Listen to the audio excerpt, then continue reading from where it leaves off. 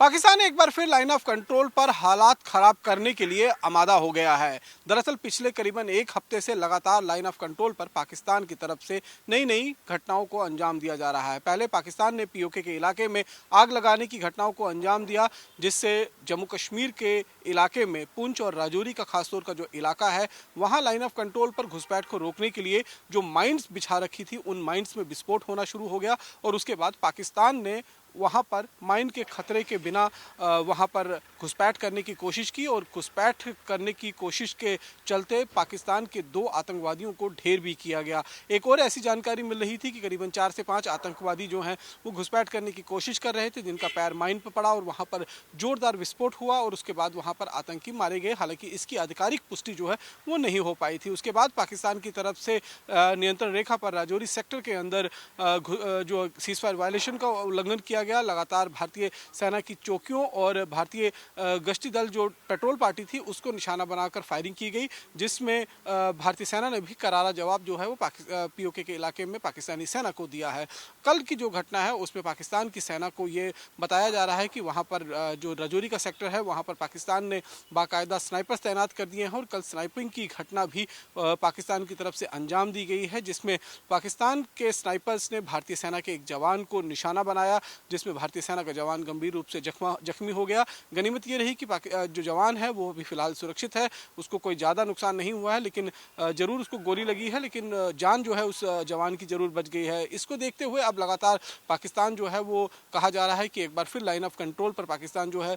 वो हालात को बिगाड़ने में आमादा हो चुका है। दरअसल इसके पीछे 2 खास वजहें जो है वो देखी जा रही हैं। पहली वजह जो है वो है पाकिस्तान के अंदरूनी हालात, और उन अंदरूनी हालात में जिस तरीके से पाकिस्तान अपने चारों प्रांत के अंदर घिरा हुआ है। एक तरफ अगर हम देखें जो अफगानिस्तान के साथ लगता हुआ बॉर्डर है, वहाँ पर टीटीपी यानी कि तहरीक तालिबान पाकिस्तान ने पाकिस्तान की सेना के नाक में दम कर रखा हुआ है। वहीं गिलगित बलूचिस्तान का जो इलाका है उस इलाके के अंदर पाकिस्तान जो है वो बलूच आर्मी से जो है वो परेशान है। लगातार बलूच आर्मी जो है वो पाकिस्तानी सेना को अपना निशाना बना रही है। वहीं अंदरूनी हालात पाकिस्तान के जो हैं वो जगजाहिर हैं, किसी से छुपे हुए नहीं हैं। आटा, तेल, बिजली, पानी के लिए वहाँ पर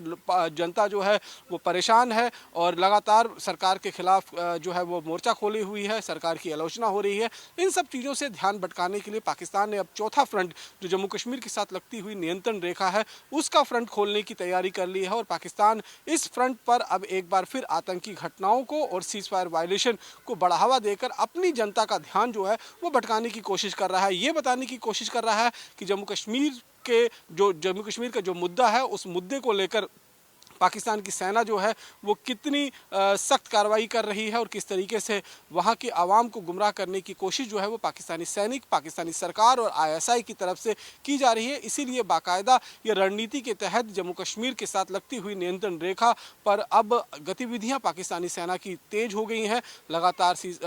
पहले घुसपैठ की कोशिशें तो हो ही रही थी, साथ ही साथ में सीज फायर की वायलेशन की शुरुआत पाकिस्तान की सेना की तरफ से कर दी गई है और अब स्नाइपिंग की घटनाओं को भी नियंत्रण रेखा पर अंजाम दिया जा रहा है। दूसरा बड़ा कारण जो है वो है चैंपियन ट्रॉफी जिसकी मेजबानी इस बार पाकिस्तान कर रहा है और अभी फरवरी के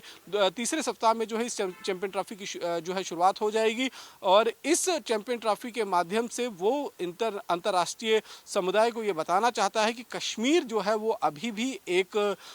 विवाद जो है वो भारत और पाकिस्तान के बीच में बना हुआ है। हालांकि धारा 370 खत्म होने के बाद ये विवाद जो है वो लगभग भारत की तरफ से समाप्त हो चुका था और भारत का सिर्फ एक दावा था कि जो पीओके का इलाका है जिस पर गैर कानूनी तरीके से पाकिस्तान ने कब्जा कर रखा हुआ है वो हिस्सा जो है हमें लेना है। लेकिन पाकिस्तान जो है वो जम्मू कश्मीर जो भारत का हिस्सा है उस पर अपना दावा ठोकने की कोशिश कर रहा है और इसीलिए अब एक बार फिर पाकिस्तान की तरफ से नियंत्रण रेखा के इलाके में गतिविधियों को बढ़ाकर वहाँ पर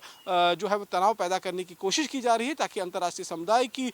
जो एक दृष्टिकोण है वो उधर दोबारा से जो है घुमाया जा सके और उनका अटेंशन जो है वो कहीं ना कहीं लिया जा सके। तो इन सब चीज़ों को ध्यान में रखते हुए पाकिस्तान अपनी जनता को एक तरफ गुमराह कर रहा है, दूसरी तरफ अंतर्राष्ट्रीय समुदाय को अपनी तरफ आकर्षित करने के लिए, कश्मीर की तरफ आकर्षित करने के लिए ये साजिश रच रहा है, जिसके चलते माना जा रहा है कि आने वाले दिनों में पाकिस्तान की तरफ से नियंत्रण रेखा पर गतिविधियाँ और बढ़ सकती हैं, जिसको देखते हुए भारतीय सेना को भी हाई अलर्ट पर रखा गया है। कैमरा पर्सन सुनील के साथ रमन सैनी, इंडिया डेली, जम्मू।